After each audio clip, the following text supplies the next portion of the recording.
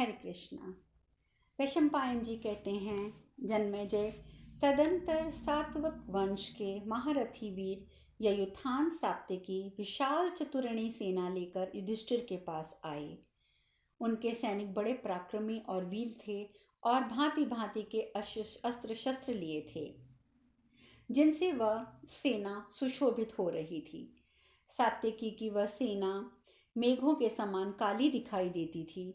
सैनिकों के सुनहरे आभूषणों से सुशोभित ऐसे जान पड़ती थी मानो बिजलियों सहित मेघों की घटा छा रही हो।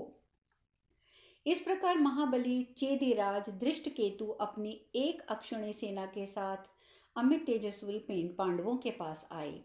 मगध वीर जयतसेन और जरासंध का महाबली पुत्र सहदेव, ये दोनों एक एक अक्षौणी सेना के साथ धर्मराज युधिष्ठिर के पास आए। राजेंद्र, इस प्रकार समुद्र तटवर्ती जलप्राय देश के निवासी अनेक प्रकार के सैनिकों से घिरे हुए पांड्य नरेश युधिष्ठिर के पक्ष में पधारे थे। राजन, उस सैन्य समागम के समय युधिष्ठिर की सुंदर वेशभूषा से विभूषित तथा प्रबल सेना, जिसकी संख्या बहुत अधिक थी, देखने के योग्य जान पड़ती थी। द्रुपद की सेना तो वहां पहले से ही उपस्थित थी, जो विभिन्न देशों से आए हुए शूरवीर पुरुषों और द्रुपद के महारथी पुत्रों से सुशोभित थी। इस प्रकार मत्स्य नरेश सेनापति विराट भी पर्वतीय राजाओं के साथ पांडवों की सहायता के लिए प्रस्तुत थे। महात्मा पांडवों के पास इधर उधर से 7 अक्षौणी सेनाएं एकत्र हुई थी, जो नाना प्रकार की ध्वजा पताकाओं से व्याप्त दिखाई देती थी। वे सब सेनाएं कौरवों से युद्ध करने की इच्छा रखकर पांडवों का हर्ष बढ़ाती थी।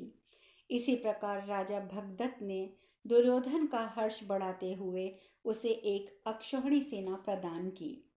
सुनहरे शरीर वाले चीन और किरात देश के योद्धाओं से भरी हुई भगदत्त की दुर्धर्ष सेना कनेर के जंगल सी जान पड़ती थी। हार्दिक पुत्र कृतवर्मा भी भोज, अंधक, कुरुवंशी वीरों के साथ एक अक्षौणी सेना लेकर दूसरी ओर दुर्योधन के पास आ गया। वहीं भूरिश्रवा और राजा शल्य पृथक पृथक अपनी अपनी सेनाओं के साथ दुर्योधन के पास आए। जयद्रथ आदि अन्य राजा, जो सिंधु और सौवरी के निवासी थे, पर्वतों को कपाते हुए दुर्योधन के पास आए। उनकी वह एक अक्षौणी विशाल सेना हवा में उड़ाए जाते हुए मेघों के समान प्रतीत होती थी। इस प्रकार महिष्मतिपुरी के निवासी राजा नील श्याम वर्ण शस्त्रधारी महापराक्रमी सैनिकों के साथ दुर्योधन के समक्ष आए। कंबोज नरेश तो दक्षिणा भी यवनों और शकों के साथ दुर्योधन के पास आए। अवंती देश के दोनों राजा विंद अनुविंद भी पृथक पृथक सेनाओं के साथ दुर्योधन के पास पहुंच गए। केकई देश के पुरुषी 5 नरेश, जो परस्पर सगे भाई थे, दुर्योधन का हर्ष बढ़ाते हुए अपनी अपनी एक अक्षौणी सेनाओं के साथ पहुंचे। भरतश्रेष्ठ, तदंतर इधर उधर से समस्त महामना नरेशों की 3 अक्षौणी सेनाएं सब ओर से आ पहुंची। इस प्रकार दुर्योधन के पास सब मिलाकर 11 अक्षौणी सेनाएं एकत्र हो गई, जो भांति भांति के ध्वजा पताकाओं से सुशोभित थी। राजन, दुर्योधन ने अपनी सेना के जो प्रधान राजा थे, उनके भी ठहरने के लिए हस्तिनापुर में अब तो स्थान नहीं बचा था। इसलिए भरत पंचनंद प्रदेश, संपूर्ण कुरंग जंगल देश, रोहित का वन, समस्त मरुभूमि, योम पर्वत, सब प्रचुर धन धान्य से संपन्न सुविस्तृत प्रदेश कौरवों की सेनाओं से भली भांति घिर गए। पांचाल देश द्रुपद ने अपनी जिन पुरोहित ब्राह्मणों को कौरवों के पास भेजा था, उन्होंने वहां पहुंचकर उस विशाल सेना के जमाव को देखा। इस प्रकार महाभारत उद्योग पर्व के अंतर्गत सेना उद्योग पर्व में पुरोहित के द्वारा सैन्य दर्शन विषयक 19वां अध्याय पूर्ण हुआ। वैशंपायन जी कहते हैं, जन्मेजय, तदंतर द्रुपद के पुरोहित कौरव नरेश के पास पहुंचकर राजा धृतराष्ट्र, भीष्म और विदुर जी द्वारा सम्मानित हुए। उन्होंने पहले अपने पक्ष के लोगों का सारा कुशल समाचार बताकर धृतराष्ट्र आदि के स्वास्थ्य का भी समाचार पूछा। फिर संपूर्ण सेना नायकों के समक्ष इस प्रकार कहा, आप सब लोग सनातन राजधर्म को अच्छी तरह जानते हैं। जानने पर भी स्वयं इसके लिए मैं कुछ कह रहा हूँ कि अंत में कुछ आप लोगों के मुख से सुनने का भी अवसर मिले। राजा धृतराष्ट्र तथा पांडु दोनों एक ही पिता के सुविख्यात पुत्र हैं। पैतृक संपत्ति में दोनों का समान अधिकार है, इसमें तनिक भी संशय नहीं है। धृतराष्ट्र के जो पुत्र हैं उन्होंने तो पैतृक धर्म प्राप्त कर लिया है, परंतु पांडवों को वह पैतृक संपत्ति प्राप्त क्यों न हो। धृतराष्ट्र सारा धन अपने अधिकार में कर लें और पांडु पुत्रों को पैतृक धन नहीं मिले, ये बात आप लोग पहले से जानते हैं।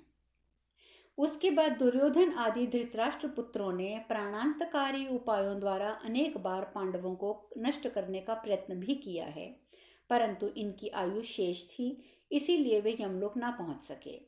फिर पांडवों ने अपने बाहुबल से नूतन राज्य की प्रतिष्ठा की, उसे बढ़ा लिया, परंतु शत्रु शकुनी सहित शूद्र धृतराष्ट्र पुत्रों ने जुए में छल कपट का आश्रय लेकर उसका हरण कर लिया। तत्पश्चात राजा धृतराष्ट्र ने भी उस दूत कर्म का अनुमोदन किया। उन्होंने जैसा आदेश दिया उसके अनुसार पांडव महान वन में 13 वर्षों तक निवास करने के लिए विवश हुए। पत्नी सहित वीर पांडवों को कौरव सभा में भारी क्लेश पहुंचाया गया तथा वन में उन्हें भयंकर कष्ट भोगने पड़े। इतना ही नहीं, दूसरी योनि में पड़े हुए पापियों की तरह विराट नगर में व इन महात्माओं को महान क्लेश सहना पड़ा। पहले के किए हुए सब अत्याचारों को भुलाकर वे कुरुश्रेष्ठ पांडव अब भी कौरवों के साथ मेलजोल रखना चाहते हैं। पांडवों के आचार व्यवहार को तथा दुर्योधन के वर्ताव को जानकर सुहृदों का ये कर्तव्य है कि वे दुर्योधन को समझावें। वीर पांडव कौरवों के साथ युद्ध नहीं कर रहे हैं, वे जनसंहार के बिना अपना राज्य पाना चाहते हैं। दुर्योधन जिस हेतु को सामने रखकर युद्ध के लिए उत्सुक है, उसे यथार्थ नहीं मानना चाहिए, क्योंकि पांडव इन कौरवों से अधिक बलिष्ठ हैं। धर्मपुत्र युधिष्ठिर के पास 7 अक्षौणी सेनाएं भी एकत्र हो गई हैं, जो कौरवों के साथ युद्ध की अभिलाषा रखकर उनके आदेश की प्रतीक्षा कर रही हैं। इसके सिवा सात्यकी, भीमसेन, महाबली, नकुल, सहदेव आदि जो दूसरे पुरुष सिंह वीर हैं, वे अकेले 1000 अक्षौणी सेनाओं के समान हैं। ये कौरवों की 11 अक्षौणी सेनाएं एक ओर से आवे और दूसरी ओर से अनेक रूपधारी महाबाहु अर्जुन हो, तो वे अकेले ही इन सब के लिए पर्याप्त हैं। जैसे किरीटधारी अर्जुन अकेले ही उन सब सेनाओं से बल बढ़कर हैं, उसी प्रकार महातेजस्वी महाबाहु श्री कृष्ण भी हैं। युधिष्ठिर की सेनाओं में बाहुल्य, किरीटधारी अर्जुन के पराक्रम तथा भगवान श्री कृष्ण की बुद्धिमत्ता को जान लेने पर कौन मनुष्य पांडवों के साथ युद्ध कर सकता है। अतः आप लोग अपने धर्म और पहले की हुई प्रतिज्ञा के अनुसार पांडवों को अपना आधा राज्य जो उन्हें मिलना चाहिए दे दीजिए। कहीं ऐसा ना हो कि ये सुंदर अवसर आप लोगों के हाथ से निकल जाए। इस प्रकार श्री महाभारत उद्योग पर्व के अंतर्गत संजयायान पर्व में पुरोहित का यात्रा विषयक 20वां अध्याय पूर्ण हुआ। वैशंपायन जी आगे कहते हैं, जन्मेजय, पुरोहित की इस बात को सुनकर बुद्धि में बड़े चढ़े महातेजस्वी भीष्म जी ने समय के अनुरूप उनकी पूजा करके इस प्रकार कहा, ब्राह्मण, सब पांडव भगवान श्री कृष्ण के साथ कुछ सकुशल हैं, ये सौभाग्य की बात है। उनके बहुत से सहायक हैं और वे धर्म में तत्पर हैं, यह और भी सौभाग्य और हर्ष का विषय है। कुरुकुल को आनंदित करने वाले 5 भाई पांडव संधि की इच्छा रखते हैं, ये भी सौभाग्य का विषय है। वे अपने बंधु बांधवों के साथ युद्ध में मन नहीं लगा रहे हैं, ये भी सौभाग्य की बात है। आपने जितनी बातें कही वे सब सत्य हैं, इसमें संशय नहीं है, परंतु आपकी बातें बड़ी तीखी हैं। यह तीक्ष्णता ब्राह्मण स्वभाव के कारण ही है, मुझे तो ऐसा प्रतीत होता है। निसंदेह पांडवों को वन में और भी कष्ट उठाना पड़ा है। उन्हें धर्मता अपनी सारी पैतृक संपत्ति पाने का अधिकार प्राप्त हो चुका है, इसमें अब कोई संशय नहीं है। कुंती पुत्र किरीटधारी महारथी अर्जुन बलवान, अस्त्र विद्या में निपुण हैं। कौन ऐसा वीर है जो युद्ध में पांडु पुत्र अर्जुन के वेग को सह सके। साक्षात वज्रधारी इंद्र भी युद्ध में उनका सामना नहीं कर सकते, फिर दूसरे धनुर्धरों की तो बात ही क्या है। मेरा तो विश्वास है कि अर्जुन तीनों लोकों का सामना करने में समर्थ हैं। भीष्म जी इस प्रकार कह रहे थे कि कर्ण ने दुर्योधन की ओर देखकर क्रोध से धृष्टतापूर्वक आक्षेप करते हुए भीष्म जी के कथन की अवहेलना की और कहा, ब्राह्मण, इस लोक में घटना घट चुकी है जो बीत चुकी है वह किसी को अज्ञात नहीं है। उसको दोहराने से या बारंबार उस पर भाषण देने से क्या लाभ है। पहले की बात है, शकुनि ने दुर्योधन के लिए पांडु पुत्र युधिष्ठिर को दूत क्रीड़ा में परास्त किया था और वे उस जुए की शर्त के अनुसार वन में गए थे। युधिष्ठिर उस शर्त का पालन करके अपना पैतृक राज्य चाहते हों, ऐसी बात नहीं है। वे तो मूर्खों की भांति मत्स्य और पांचाल देश की सेना से भरे राज्य लेना चाहते हैं।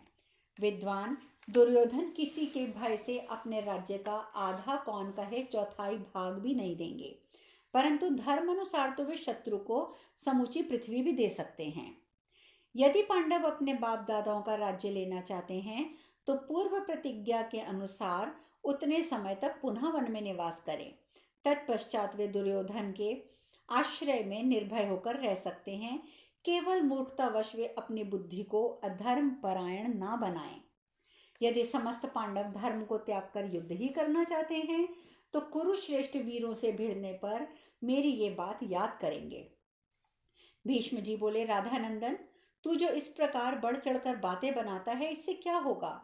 तुझे पार्थ का वह पराक्रम याद करना चाहिए जब वे विराट नगर के युद्ध में अकेले ही संपूर्ण सेना सहित 6 अथिरथियों को जीत कर ले गए थे। तेरा पराक्रम तो उसी समय देख लिया गया था, जबकि अनेक बार उसके सामने जाकर तुझे परास्त होना पड़ा। अरे, इन ब्राह्मण देवताओं ने जो कुछ कहा है, यदि हम लोग तदनुसार कार्य नहीं करेंगे तो निश्चय है कि युद्ध में पांडुनंदन अर्जुन के हाथ से आहत होकर हमें धूल खानी पड़ेगी।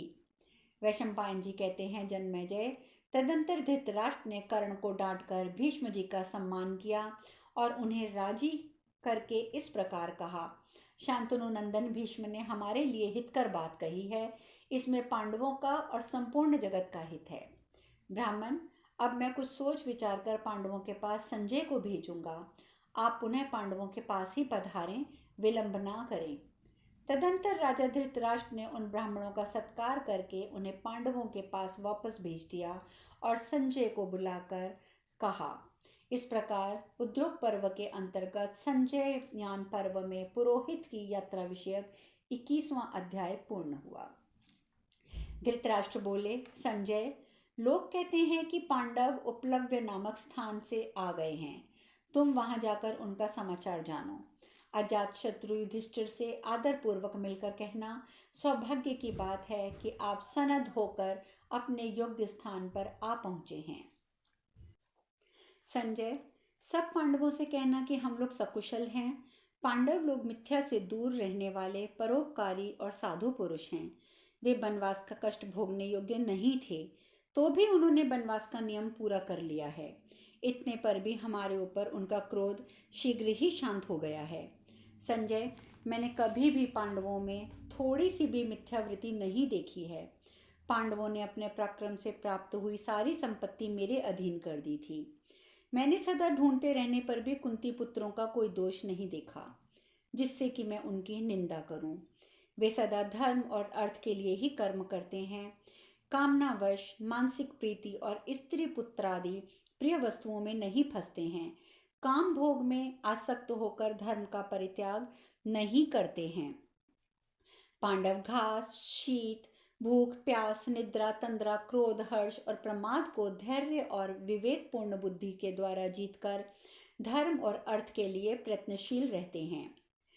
वे समय पड़ने पर मित्रों को उनकी सहायता के लिए धन देते हैं। कुंती के पुत्र यथा योग्य सत्कार करने वाले हैं। अजमीर वंशी हम कौरवों के पक्ष में पापी, बेईमान और मंद बुद्धि दुर्योधन एवं अत्यंत शुद्र स्वभाव वाले कर्ण को छोड़कर दूसरा कोई भी उनसे द्वेष नहीं रखता है।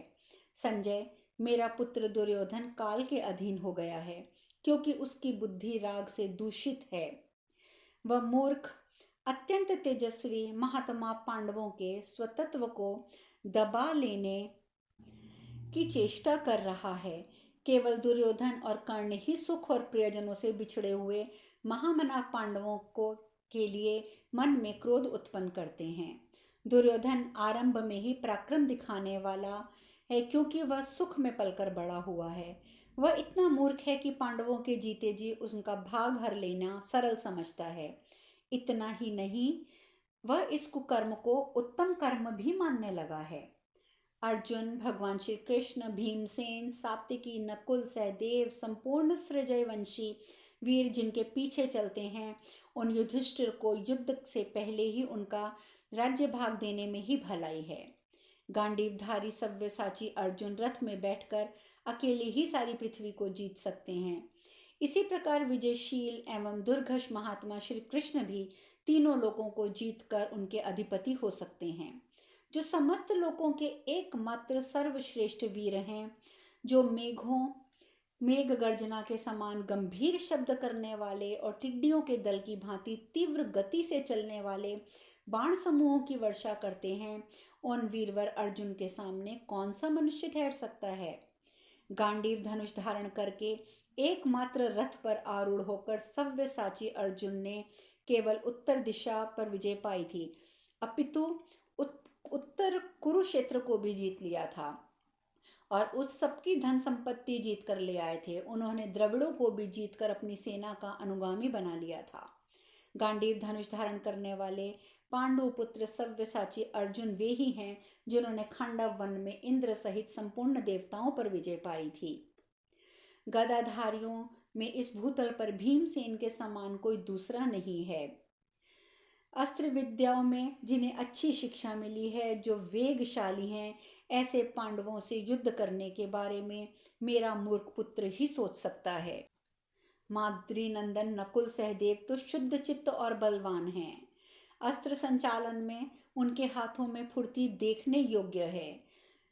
जैसे दो बाज पक्षियों के समुदाय को नष्ट कर देते हैं, उसी प्रकार ये दोनों भाई शत्रुओं से भिड़कर उन्हें भी जीवित नहीं छोड़ते हैं। अब शेष कथा कल। हरे कृष्णा, हरे कृष्णा, हरे कृष्णा।